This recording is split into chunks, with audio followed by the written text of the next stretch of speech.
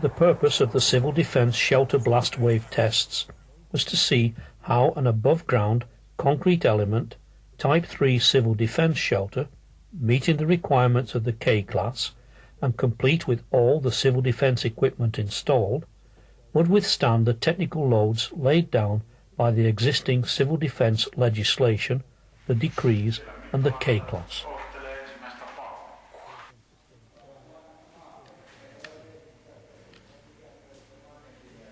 The first explosion caused no changes to the outer appearance of the shelter.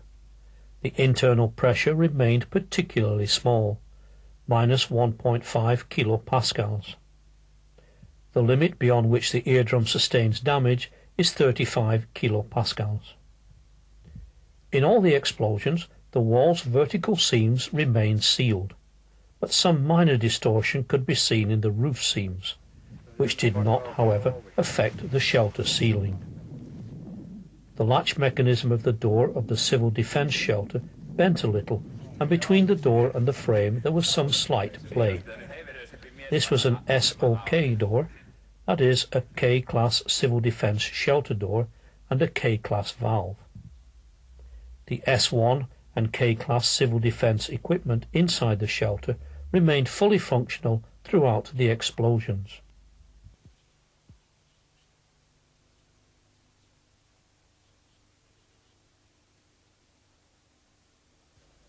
After the TNT explosion, the bulk explosions carried out all followed the same pattern.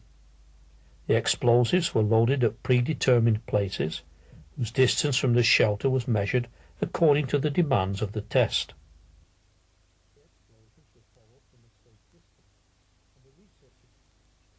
The explosions were followed from a safe distance, and the research equipment was partly in the research bunker, where the researchers could observe it, and partly in the shelter that was the target of the explosions.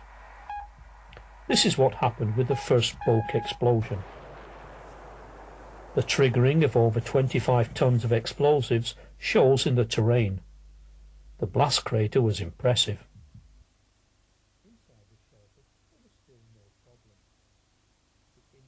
Räjähdyspaikalla syntynyt monttu on halkasijalta noin 20-25 metriä, syvyyttä ehkä tuommoinen 5-6 metriä. Kallio on tullut esille ja se on osin hajonnut. Tässä voi kuvitella kyllä, mitä varsinainen tuommoinen pieni ydinase saa aikaisiksi, jos ajatellaan, että maassa räjäytetään, niin kyllä jälki on melkoista. Inside the shelter there was still no problem. The internal pressure change was still only minus 1.3 kilopascals. The overpressure valve, which was barred open, had closed normally and was in working order. Then on to the third explosion. This was the biggest of the whole test series.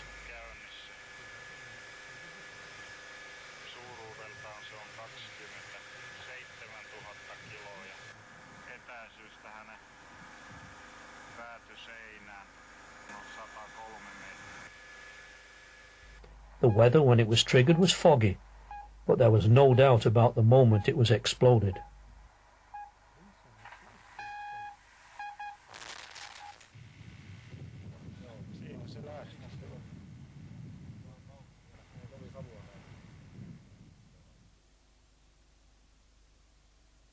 But inside it was still safe. Tarkastelun sisällä osoittaa, että ei mitään vaurioita, ei ilmanvaihtolaitteissa, ei venttiileissä, eikä rakenteissa. Ovelle ei ole tapahtunut mitään murroksia. The last bang of the test series is being prepared. 23.6 tons of explosives would soon be blown up.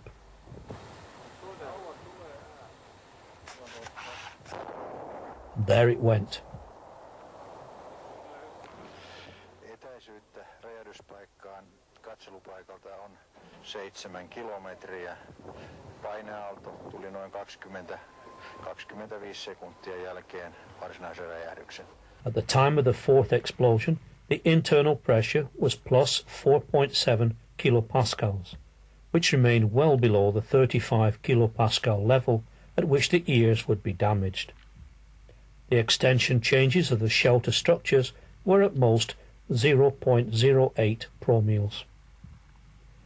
The shelter was already looking ugly, but when people survived such severe explosions, thanks to the high quality and reliability of finished work, then even ugly is beautiful.